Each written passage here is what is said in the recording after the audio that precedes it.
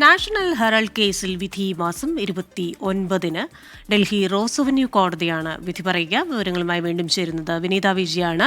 വിനീത, സോണിയാഗാന്ധിക്കും രാഹുൽ ഗാന്ധിക്കുമെതിരെ കേസെടുക്കേണ്ടതുണ്ടോ എന്നതിലല്ലേ ഈ ഒരു കോടതി വിധി വരിക?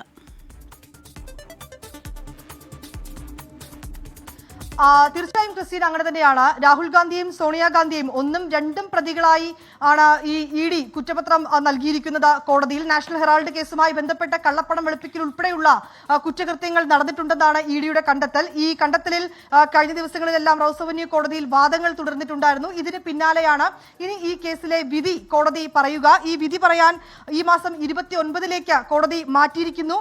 ഒപ്പം തന്നെ രാഹുൽ ഗാന്ധിക്കും സോണിയാഗാന്ധിക്കുമെതിരെ കേസെടുക്കേണ്ടതുണ്ടോ, ഈ എൻഫോഴ്സ്മെന്റ് ഡയറക്ടറേറ്റ് എടുത്ത കേസ് നിലനിൽക്കുമെന്ന് ഉൾപ്പെടെയുള്ള കാര്യങ്ങളിലായിരിക്കും കോടതി തീരുമാനം പറയുക. നേരത്തെ എൻഫോഴ്സ്മെന്റ് ഡയറക്ടറേറ്റ് കോടതിയിൽ പറഞ്ഞത് കൃത്യമായിട്ടുള്ള തെളിവുകൾ ഞങ്ങളുടെ കയ്യിലുണ്ട്, ഈ തെളിവുകളുടെ അടിസ്ഥാനത്തിലാണ് ഇരുവർക്കുമെതിരെ കേസെടുത്തിരിക്കുന്നതെന്നായിരുന്നു ഇ ഡിയുടെ വാദം. ഒപ്പം തന്നെ ഈ വലിയ തോതിൽ കള്ളപ്പണം വെളുപ്പിക്കൽ ഉൾപ്പെടെ ഇതിൽ നടന്നിട്ടുണ്ടെന്നൊക്കെ ഇ ഡി അവകാശപ്പെട്ടിട്ടുമുണ്ടായിരുന്നു. ഇതിൽ ചില ചോദ്യങ്ങൾ ആദ്യഘട്ടത്തിൽ കോടതി മുന്നോട്ട് വെച്ചിട്ടുണ്ടായിരുന്നു. ഈ ഘട്ടത്തിലാണ് കൃത്യമായിട്ടുള്ള തെളിവുകളുടെ അടിസ്ഥാനത്തിലാണ് ഇരുവരെയും ഒന്നും രണ്ടും പ്രതികളാക്കി ഈ കേസിൽ നടപടിയുമായി മുന്നോട്ട് പോകുന്നതെന്നായിരുന്നു ഇ ഡി നൽകിയിരിക്കുന്ന വിശദീകരണം.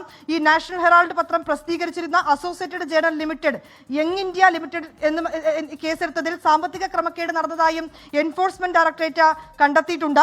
ഒപ്പം തന്നെ യങ് ഇന്ത്യ ലിമിറ്റഡ് വഴി ഏതാണ്ട് 50 ലക്ഷം രൂപയ്ക്ക് അസോസിയേറ്റഡ് നാഷണൽ ഹെറാൾഡ് കേസിൽ സോണിയാഗാന്ധിക്കും രാഹുൽ ഗാന്ധിക്കുമെതിരെ കേസെടുക്കേണ്ടതുണ്ടോ എന്നതിൽ ഡൽഹി റോസ് അവന്യൂ കോടതി ഈ മാസം 29-ന് വിധി പറയും. വിനീത വിജയാണ് വിവരങ്ങൾ നൽകിയത്.